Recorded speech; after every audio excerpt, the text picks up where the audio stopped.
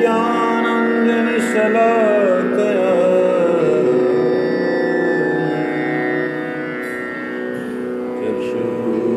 चक्षुर्मिलितं येन तस्मै श्रीगुरुवे नमः। मूकं करोति वाचालं गुरुं दीनतारिणं वञ्चकल्पतरुभ्यश्च कृपासिन्धुभ्यैव च पतितानां पावनेभ्यो वैष्णवेभ्यो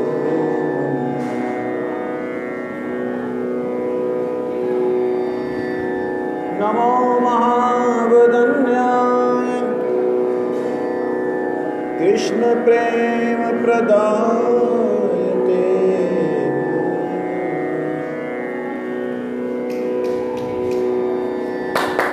कृष्णाय कृष्णचैतन्य नामिने गौरद्विषे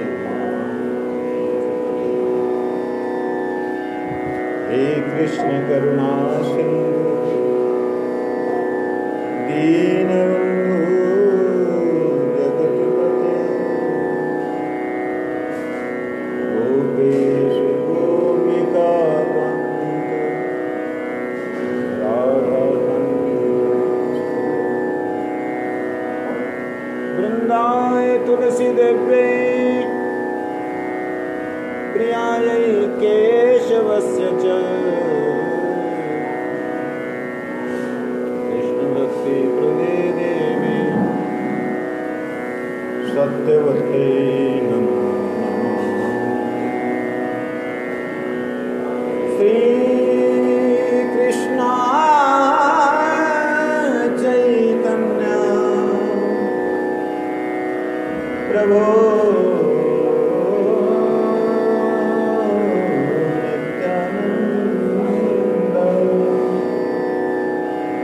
श्री अद्वैत गदाधर शिवासादि गौरभक्तवृंद। हरे कृष्ण कृष्ण कृष्ण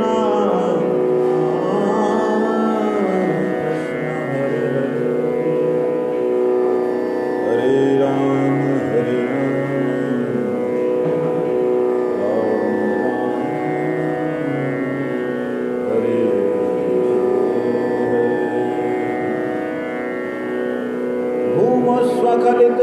भूमस्वखलितपादानां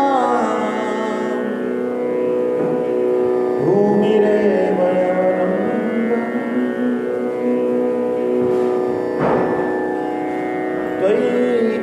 त्वयि जात अपराधानां त्वमयि शरणं।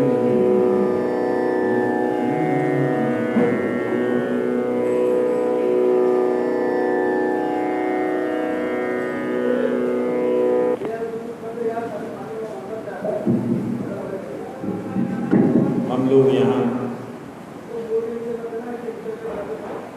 शाम के समय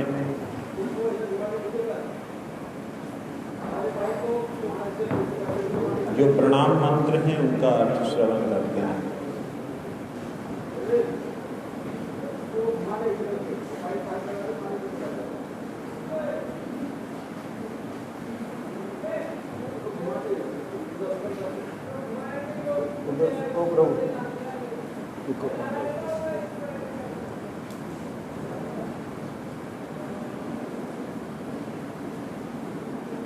प्रणाम मंत्रों का अर्थ सुनते हैं।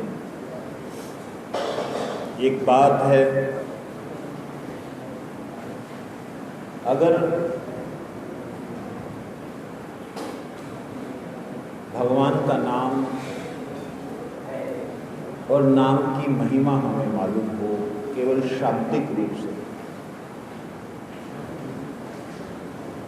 और नाम की महिमा को चिंतन करते हुए हम भगवान का नाम करें, तब नाम का रूप, नाम का गुण, नाम की लीला प्रकाशित होती है।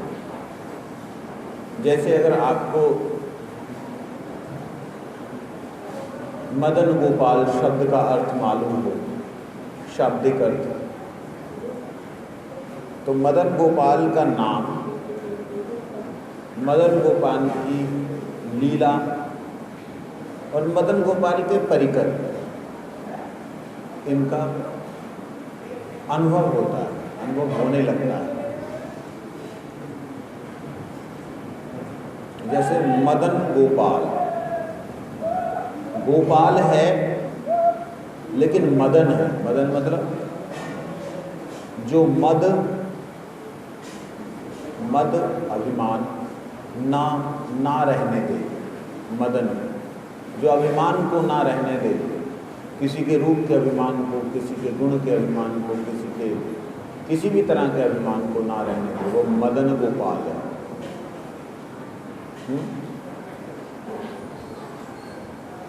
मदन गोपाल का और दूसरा अर्थ है जो गोपाल सबके मन को हरण कर ले। जो गोपाल कामदेव की तरह सबके मन को मथ दे, समझे? उसको मदन कहते हैं। साधारण मदन का अर्थ है कामदेव, और कामदेव का एक नाम है मनमथ। तो मनमथ गोपाल,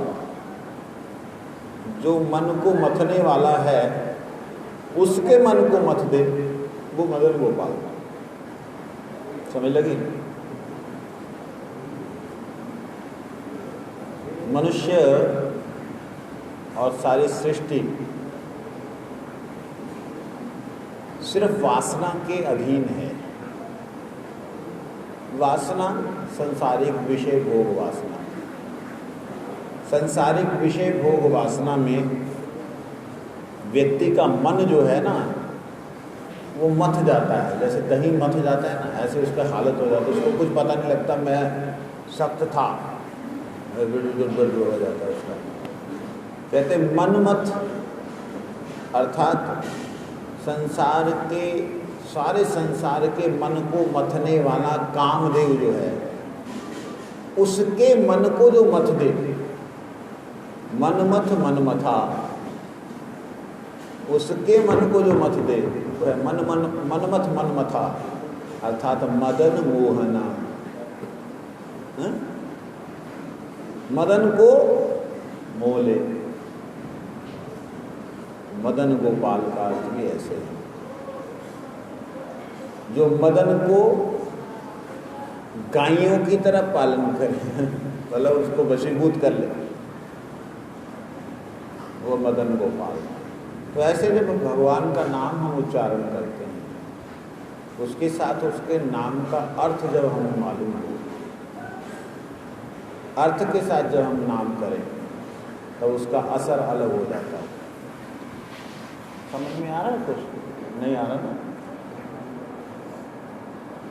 जब ऐसे बैठा होता है ना कोई, उसको कुछ समझ नहीं आता, तो ऐसे बैठा होता है कोई, उसको सब समझ आता है।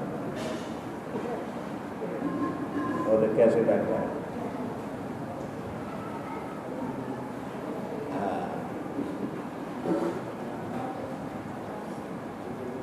क्लास में जो सामने होता है ना बच्चा, वो टीचर के मुंह को देखता है। मुंह को देखने का मतलब सुनता है। बिना देखे भी सुन सकता है ना, लेकिन बिना देखे समझ में नहीं आएगा। जब कोई बोलता हो उसके इसको देखो, उसके लिप्स मूवमेंट को देखो, तो तुम्हें समझ में आने लगेगा।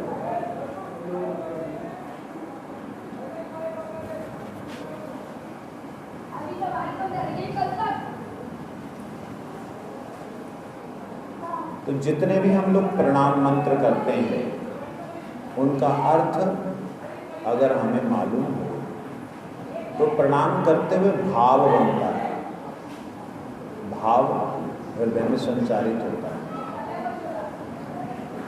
जैसे हमने पीछे गुरु जी के प्रणाम का 2-3 दिन लगातार अर्थ समझा, अभी वही प्रणाम मंत्र जब करते हैं तो उसका अर्थ जो है वो प्रकाश हो जाता है।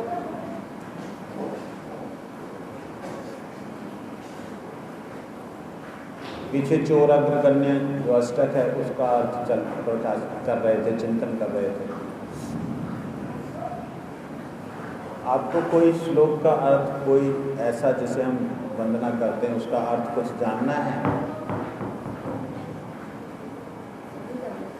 पीछे नरसिंह मंत्र भी किया था, सब रिकॉर्डेड है फेसबुक पे ना।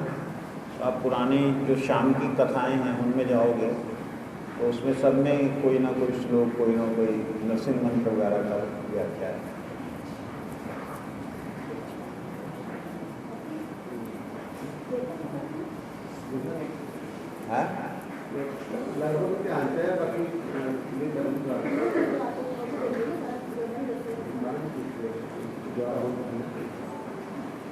कुछ सुनना है, पूछना है?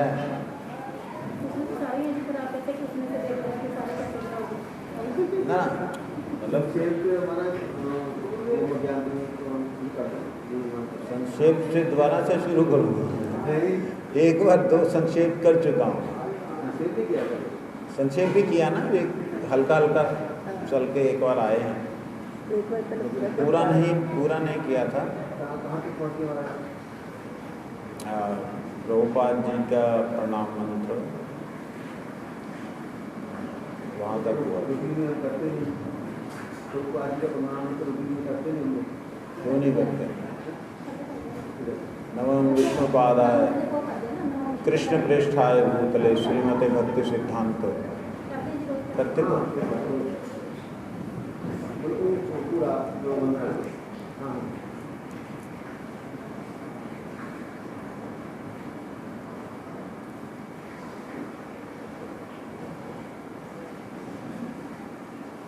चलिए, चैतन्य महाप्रभु का जो शिक्षा अष्टक है उसे चैतन्य शिक्षा अष्टक कहते हैं। चैतन्य महाप्रभु का नाम सुना है आपने? सुना है? चैतन्य महाप्रभु नाम नहीं सुना?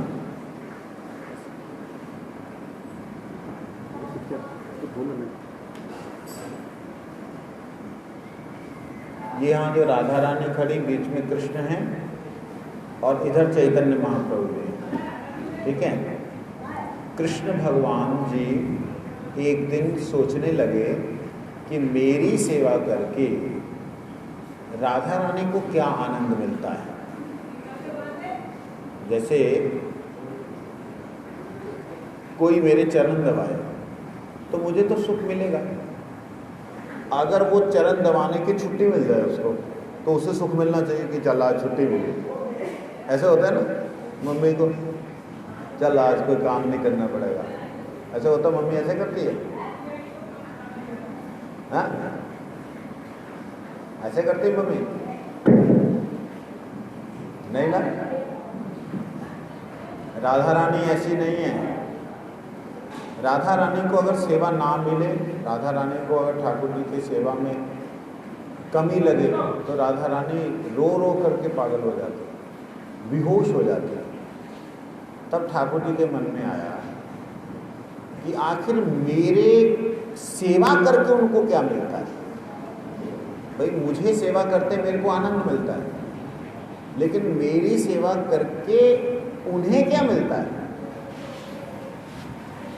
कि जिसको नाम मिलने से वो बेहोश हो रहे हैं, उन्हें होश ही नहीं आ रही, उन्हें समझा रहे हैं कि भाई कोई बात नहीं, कृष्ण आ गए, जैसे सुनते एकदम आनंद में डूब जाती हैं। आखिर क्या मिलता है उनको? भगवान कृष्ण जी ऐसा सोचने लगे। समझ आ रही है?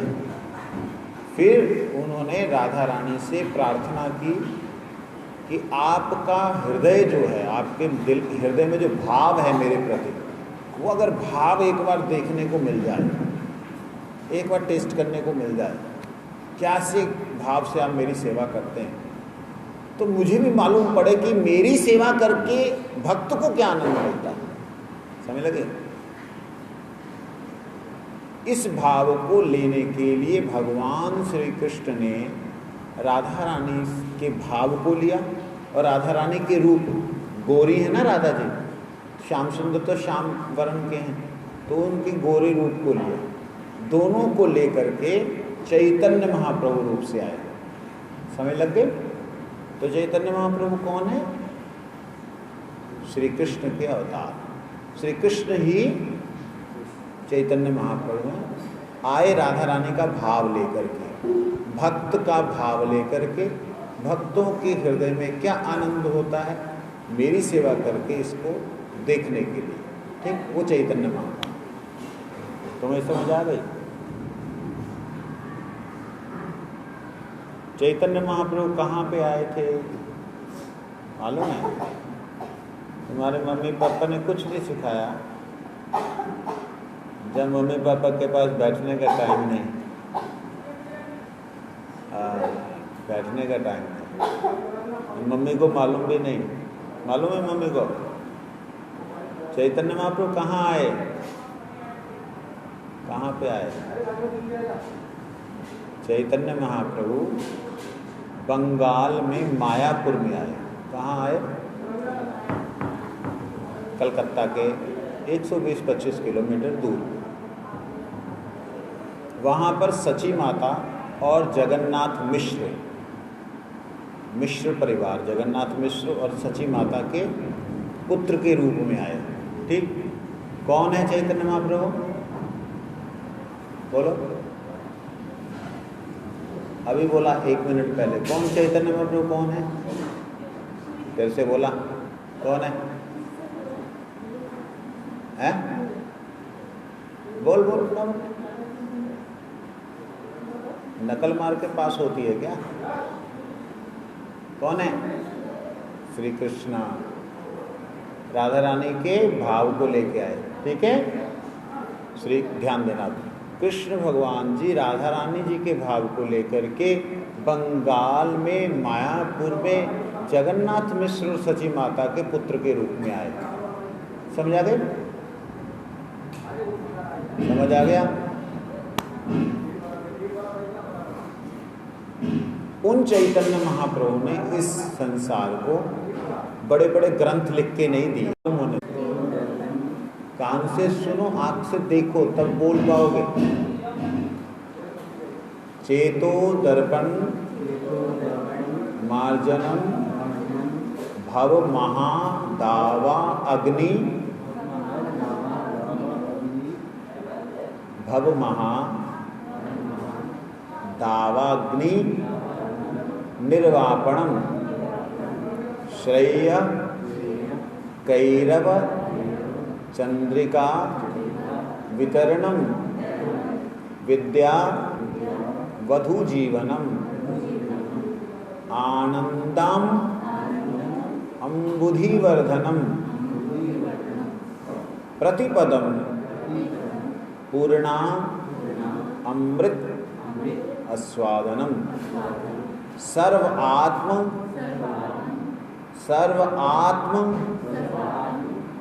आत्म नहीं, आत्म सर्वात्म, गड़बड़ बोल रही हो। सर्व आत्म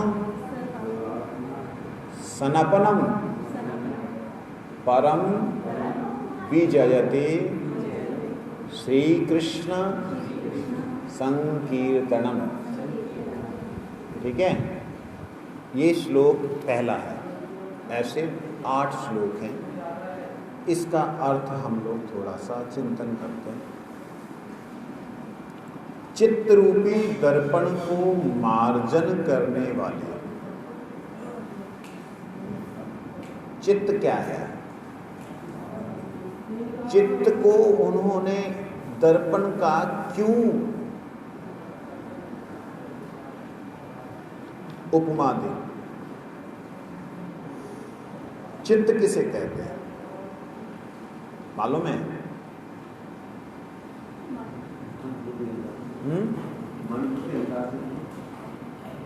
चित्त किसे कहते हैं पता है? जोर से बोला करो। नहीं, चित्त होता है मन बुद्धि अहंकार से भी सूक्ष्म, उससे भी ज्यादा सूक्ष्म। चित्त है चैतन्य आत्मा की चिंतन शक्ति। आत्मा जिससे चिंतन करती है उसे कहते हैं चित्त।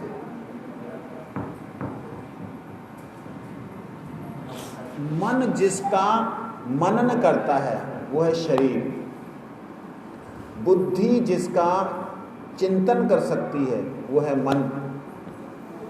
बुद्धि मन के बारे में सोच सकती है, मन के तरंगों को जान सकती है, लेकिन चित्त जो है मन बुद्धि अहंकार इन तीनों के ऊपर है। जिसका चित्त शुद्ध नहीं है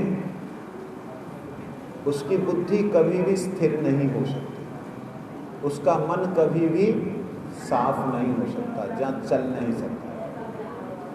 इसलिए चित्त, मोटी बात समझने के लिए, चित्त है आत्मा की चिंतन शक्ति, जहाँ आत्मा विचार करती है उसे कहते हैं चित्त। उसे लेकिन दर्पण कहा। दर्पण का मतलब होता है दर्पण, अर्थात आप कैसे हो आपको वैसा दिखला दे, उसे दर्पण कहते हैं। दर्प का एक अर्थ होता है अभिमान।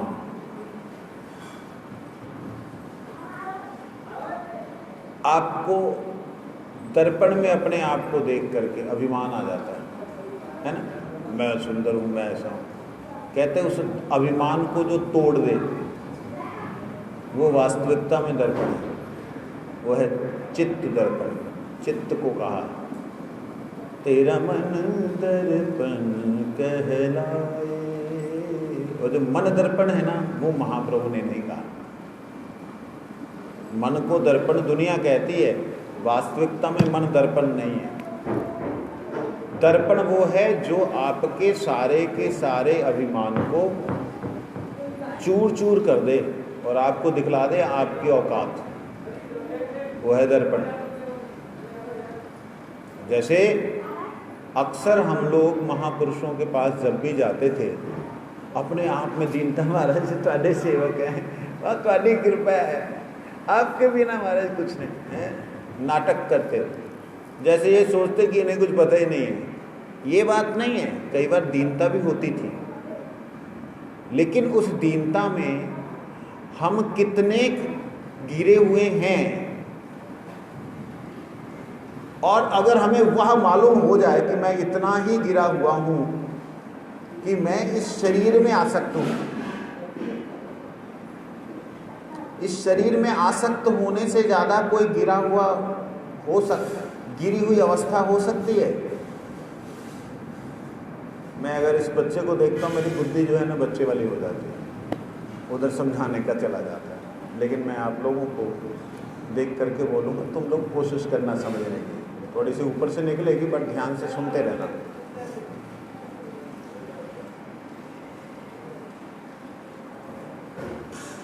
शरीर में आसक्त होने से ज्यादा गिरी हुई अवस्था कोई हो नहीं सकती, मतलब इससे गंदी अवस्था कोई नहीं हो सकती। आप कहें क्या बात कर रहे हैं? ध्यान देना, शरीर बना किससे है? टट्टी और पेशाब से। कैसे बना है? आप जो खाते हो उस खाने में से कुछ तो पार्ट चला जाता है गंदगी में, टट्टी पेशाब में, उसमें से जो बचा करके कुछ शरीर के जीव जो हैं वो आपके शरीर को बनाते हैं। तो किससे बना? गंदगी से बना। क्यों जी? चलो ऐसे समझ नहीं आ रहा। आपके शरीर से निकलने वाली कोई भी चीज ऐसी बता दो जिसमें सुगंध हो, कोई भी ऐसी चीज दिखला दो आपके शरीर से निकलने वाली जो कि आप बाद में खाने वाले हो। इस शरीर की एक नाखून को, एक उंगली को काट करके आप रख दीजिए, उसमें से इतनी बदबू आएगी कमरे में नहीं रह पाओगे। एक छिपकली मरने से क्या हाल हो जाता है ना? चूहिया मरने से कैसा होता है? तो उससे ज़्यादा इस उंगली के कट जा करके रखने से इतनी गंदी बदबू आती है कि बंदा रह नहीं पाता है, ढूंढता है कि कहाँ पे है ये। होता है ना ऐसा? तो उतने गंदे शरीर को कोई बंदा सोचे कि मैं यही हूँ, उसी को घिसे, उसी के लिए करे, हैं? किसको सजाते हो? किसको सजाते हो? किस में सजाते हो? सजाते हो दर्पण में। हाँ, दर्पण में तो सजाते हैं। किसको सजा रहे हो? खुद को? खुद को नहीं बेटा, शरीर को। खुद तो शरीर में फंसे हुए हो। जिस शरीर में फंसे हो वो गंदा शरीर है। इससे ज्यादा और गिरी अवस्था क्या हो सकती है आत्मा की? इससे ज्यादा और गिरी अवस्था क्या हो सकती है आत्मा की? ये सबसे ज्यादा गिरी अवस्था। और इसी देहाभिमान को लेकर के हम महापुरुषों के पास जाते थे जब उस धरातल पे थे, हैं? और जाकर के हम लोग अपने आप को महाराज जी, बस हम सोचते थे हमसे ज़्यादा भक्त कोई बड़ा है ही नहीं, जो कि उस वक्त हमारे हृदय में दीनता होती तब अलग बात होती है। जानते हो दीनता कहाँ से आती है? दीनता आती है जब आपका दर्प, अभिमान नहीं रहता। अभिमान नहीं रहता कब? जबकि चित्त रूपी दर्पण साफ हो जाता। जब चित्त रूपी दर्पण साफ हो जाता तब वह दिखलाता कि तुम कौन हो, कैसे हो, ये दिखलाता।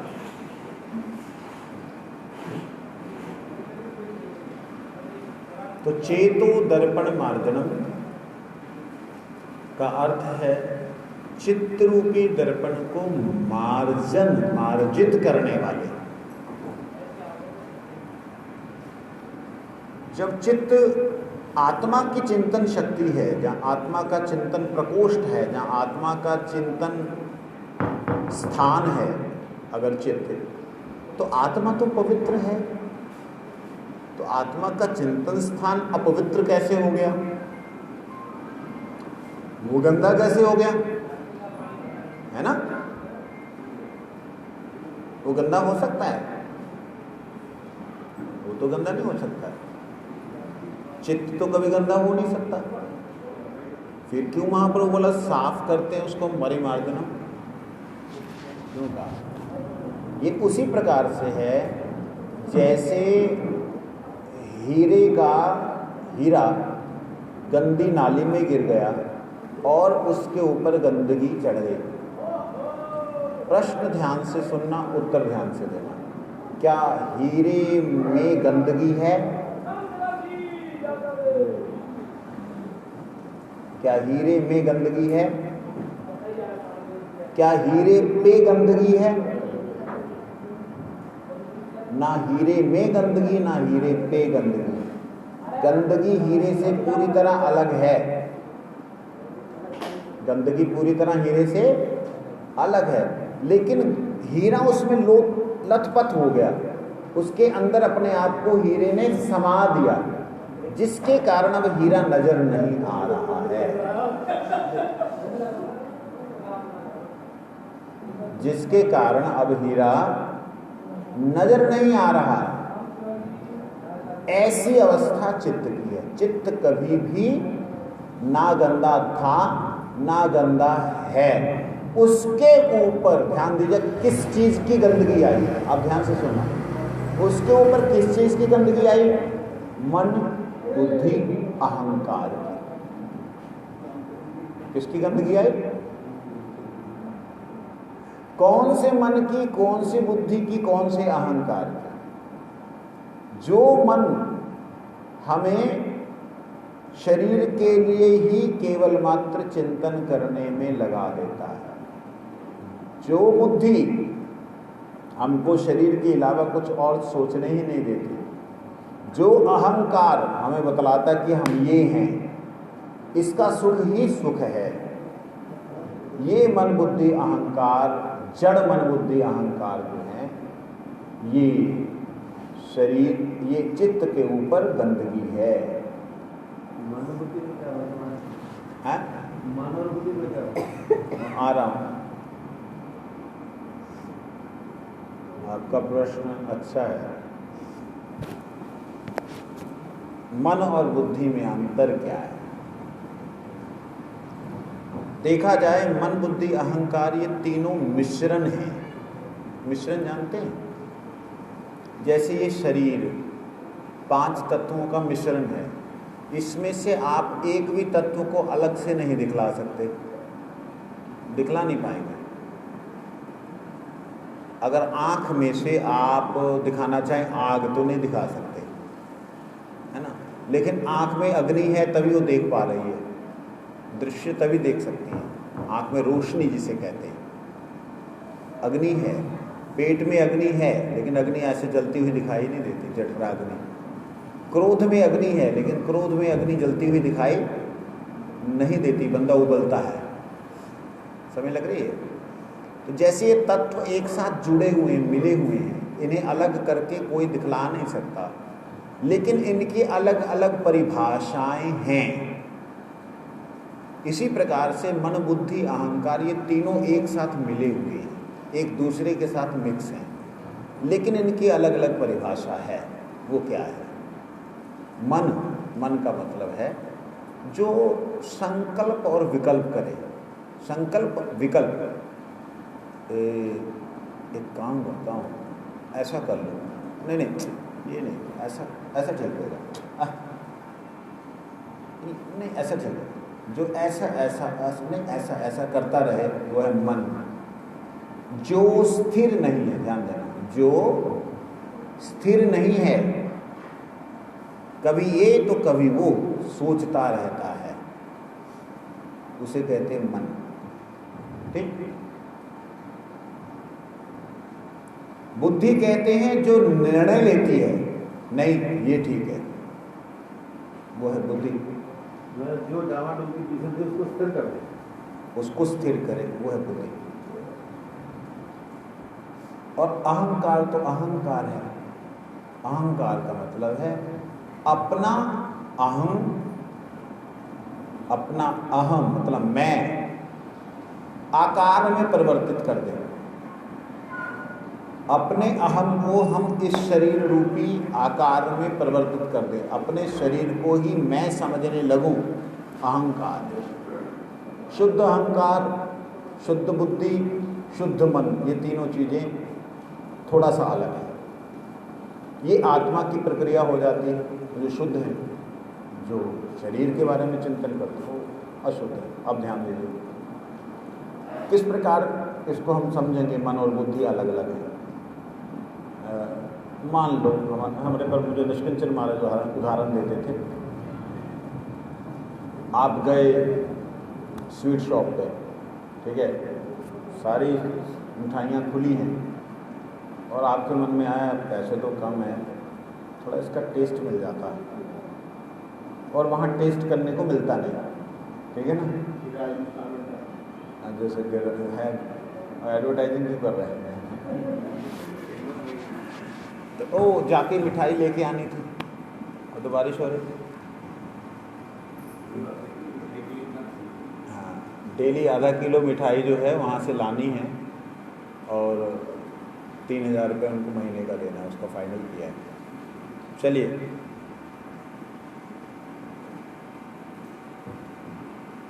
मिठाई की दुकान पे हैं और वो मिठाई का नाम ही ऐसा है कुछ, चुलबुली,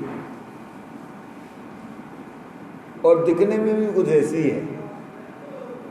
तो आपका दिल ललचाएगा ना, मन क्या करेगा, हाय कैसे हैं, नहीं, हाथ ऐसे ऐसे करेगा। बंदा भी नहीं है कोई, हैं, अब एक उठा के खा ही लेता हूँ, ऐसा होता है।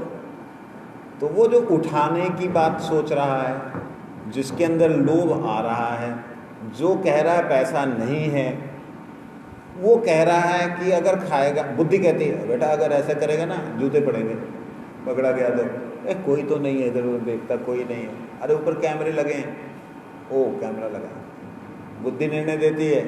ये यहाँ पे बुद्धि और मन की क्रिया होती है। मन कहता है खा ले, कोई नहीं, बुद्धि कहते जूते पड़ेंगे पकड़ा गया तो। ये मिक्स है एक साथ में ना, बड़े बहुत जल्दी क्विक इनकी कन्वर्सेशन बड़ी क्विक होती है, बड़ी जल्दी इनकी आपस में वार्तालाप होती है। कैसे आपस में वार्तालाप बड़ी जल्दी होती है, जैसे आपके पैर में कोई कांटा चुभे तो आधे घंटे बाद आपको नहीं पता लगता कांटा चुभा, इमीडिएट होता है ना, लगा उधर दर्द इधर। क्यों? इतनी स्पीड है हमारे शरीर के अंदर के जीवों की, एकदम वो सेंटर को जा करके क्लिक करते हैं। इससे कहीं ज़्यादा स्पीड है मन और बुद्धि की। जो एक दूसरे के साथ जो उनकी कन्वर्सेशन होती है, ये समझ नहीं पाता साधारण आदमी कि ये बुद्धि की है या मन की है। ऐसे होता है। कहते ना एक मन कहता कर ला, एक मन कहता नहीं कर। होता एक ही मन है, दो मन नहीं होते, तो वो बुद्धि होती है दूसरी। समझ लगी? एक मन कहता चल जो भी है देखा ही जाओ, अब तो दिल दे दिया तो दे दिया। दूसरा मन कहता नहीं, ऐसे कैसे दिल दे दिया। वास्तविकता में दूसरा दिल नहीं, दूसरा मन नहीं कहता है, बुद्धि कहती है। समझ लगी? तो ये मन और बुद्धि और अहंकार से ऊपर आत्म की चिंतन शक्ति जो है, आत्मा का चिंतन प्रकोष्ठ जो है, उसे चैतन्य महाप्रभु कहते हैं दर्पण।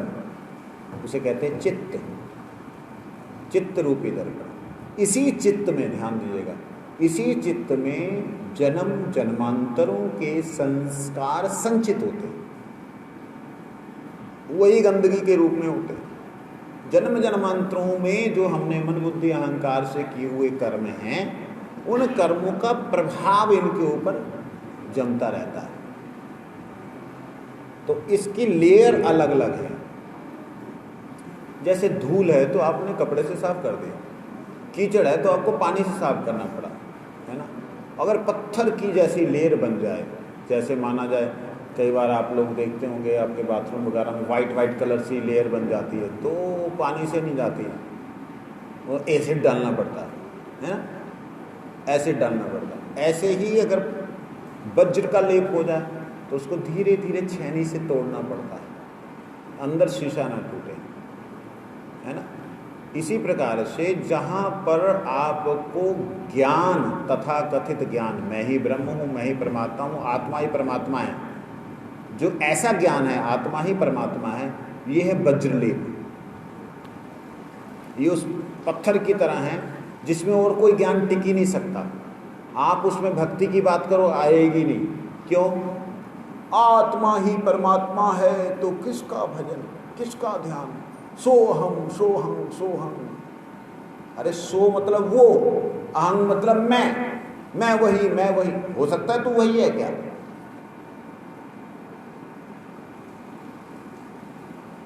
मैं वही हूं, ज्योत स्वरूप हूं, निराकार हूं। जो इस प्रकार से चिंतन करते हो वज्रलेप है। वज्रलेप समझ आ गया ना?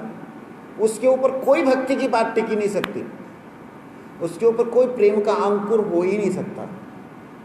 उसके लिए उसको धीरे धीरे धीरे धीरे हरि कथा रूपी छेनी और हथौड़े से काटना पड़ेगा, और वो कोई अच्छा कारीगरी कर सकता है।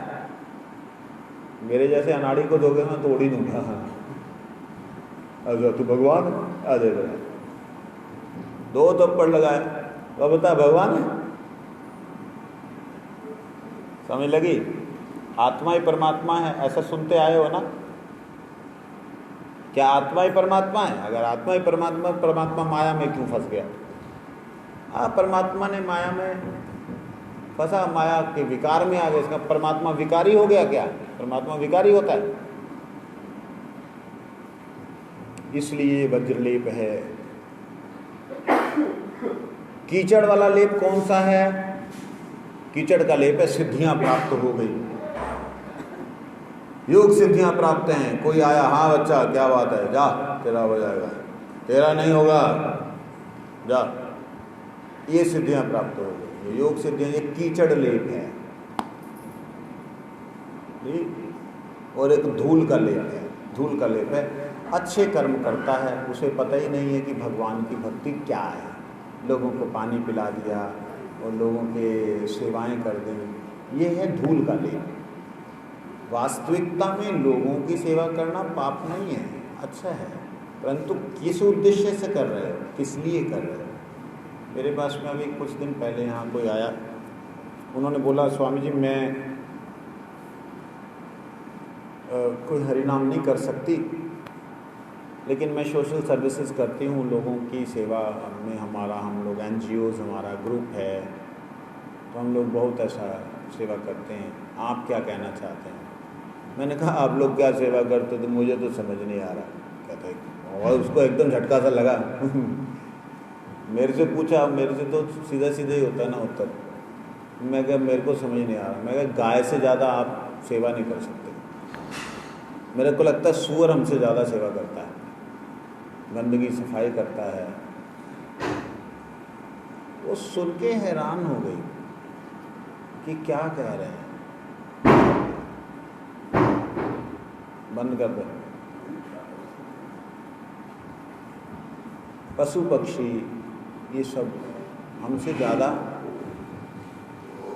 सेवा करते हैं, हमसे ज़्यादा शांत हैं, हमसे ज़्यादा वो बहुत ईमानदार है ना। तो हमसे ज़्यादा सेवा गैया करती है, मनुष्यों से ज़्यादा। वो अपने बच्चे के अलावा उसको दूध पिलाती, 10 जनों को और दूध देती है ना, धरती माता। तो इसलिए सेवा करने से दूसरों की भगवान प्रसन्न हो जाएंगे, जहाँ आपका कल्याण हो जाएगा, ये नहीं सही बात। इसके साथ में आपको भगवान का नाम जोड़ना होगा। भगवान का नाम क्या है? रामकृष्ण तो भगवान का नाम नहीं है, मूर्ख लोग हैं ऐसा बोलते हैं जो। राम का मतलब है जो आत्मा में रमण करे, वो राम है। कृष्ण का अर्थ है जो सबको आकर्षण करके आनंद दे, कृष्ण ना, आकर्षण करके आनंद दे, वो कृष्ण है। तो भगवान के नाम को अगर हम अपने शुभ कर्म के साथ लगाते हैं, करते हैं, तब वह बनता है पुण्य। ठीक,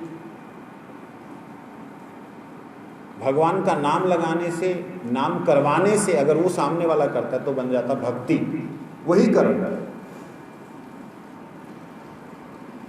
तो कर्म रूपी गंदगी भी चित्त को ढके रहते हैं, शुभ कर्म रूपी गंदगी भी चित्त को ढके रहते हैं। तो चित्त को साफ करने के लिए नाम संकीर्तन, परम विजयते श्री कृष्ण संकीर्तनम।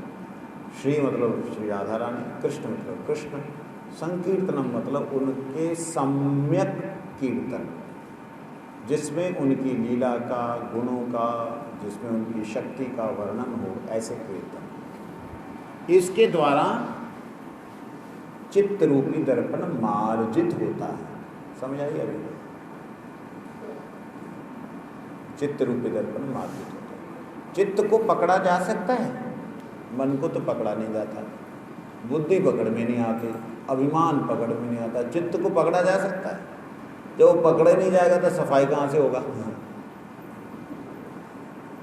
है जी, ठीक बात। भगवान का नाम भी ऐसे ही है, वो चित्त से भी अधिक सूक्ष्म है।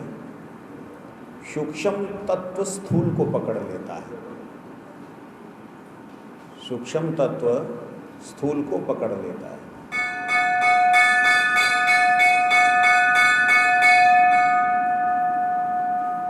वाञ्छाकल्पतरुभ्यश्च कृपा सिन्धुभ्यश्च पतितानां पावनेभ्यो वैष्णवभ्यो नमो नमः। चित्त रूपी दर्पण को साफ करने वाला भगवान का नाम है, और वह भगवान का नाम कैसे सफाई करता है इसको हम कल को श्रवण करेंगे। ये क्वेश्चन नोट कर लेना, हम भूल जाएंगे। वंशाकल्पतरुभ्यश्च पतितानां पावनेभ्यो वैष्णवभ्यो नमो नमः।